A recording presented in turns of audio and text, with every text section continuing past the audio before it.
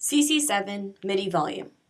CC7 stands for Controller Code 7 or Continuous Controller 7, depending on who you ask, and is a MIDI function that controls the volume of a MIDI sequence. It is a crucial element to adding realism to a piece and is largely used to create swells, crescendos, and decrescendos.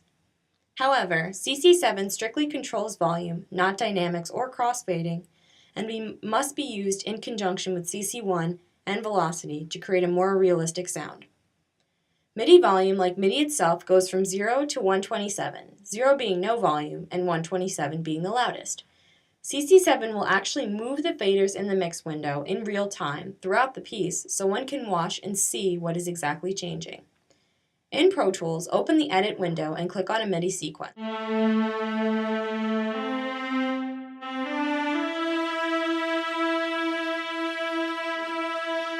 Under the piano roll, there is a drop-down menu that is defaulted to velocity. Pull it down and select MIDI volume. For crescendos and decrescendos, it is most effective to use the pencil tool to draw the rise and falls. We will take a 2-measure rise from mezzo forte to double forte in this example. It is a good idea to predetermine all volume levels before starting to edit the CC7 data. For example, one may choose mezzo forte to be 62, forte to be 83, and double forte to be 103. Starting at the beginning of the measure, where the crescendo starts, find the point with the pencil where the level is 62.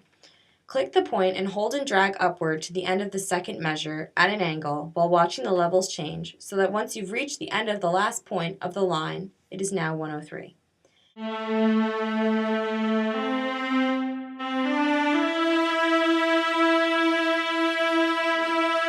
This can also be applied to decrescendos and may be used to fade out an instrument.